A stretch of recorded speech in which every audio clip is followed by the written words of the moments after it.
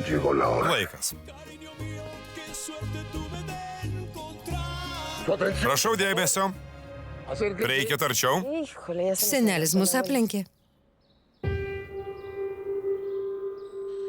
Stojamės, jis pasakys, kodėl susirinkom. Kadangi susirinko visa šeima, noriu pasidalinti informaciją. Šitas žmogus pažemino 2 šeimas. Kai ši nuostabi ponia, Debora Mendes, pagimdė vaikelį,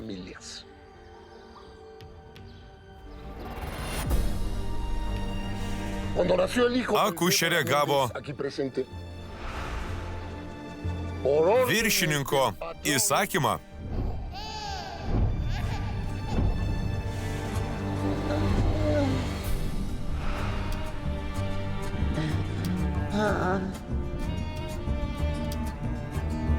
perduoti vaiką savo ištikimiausiam tarnui, šitam pabaisai, vardu Delfinas.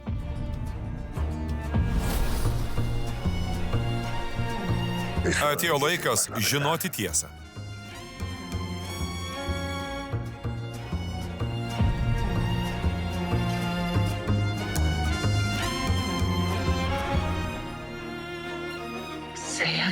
Tai tu pagrobėjai mano vaiką. Prakeiktas šunsnukis.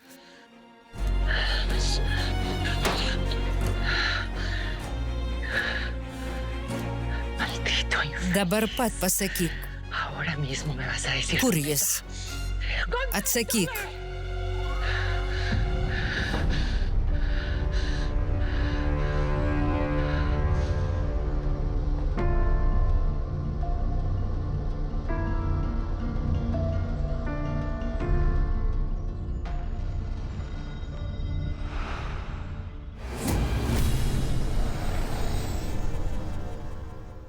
Atsakyk, niekšė.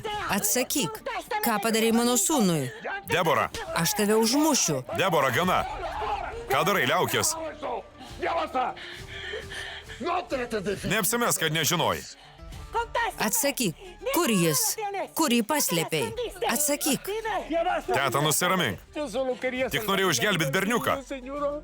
Ką? Jis sveikas ir laimingas. Ką čia kalbi, Delfinai? Prieš 25 metus tikinai, kad vaikas mirė. Parodė man gyvą kūdikį. Ką čia kalbi? Atleisk man, Valentė, atleisk. Neatleisiu. Niekada neatleisiu, kad pagrobėjai mano vaiką. Šunsnukis. Debora! Delfinai, Delfinai!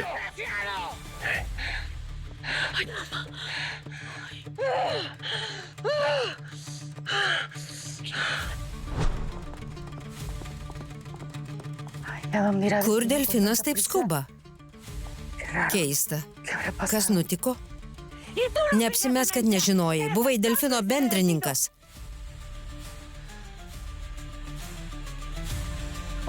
Palaukit, ponia. Neleisiu kaltinti mano tėčio. Tėti, pasakyk, kad tu niekuo dėtas. Aš nieko nepadariau, nežinojau apie Delfino sprendimą. Ką padarė mano vyras? Juk tu jį pažįsti, Valentė. Delfinas kartais būna griežtas, bet jis sąžiningas ir visada buvo ištikimas. Toks ištikimas, kad sprunka nuo atsakomybės. Turbūt tu liepei nesakyt, ką jis padarė su mano pagrobtu sūnumi.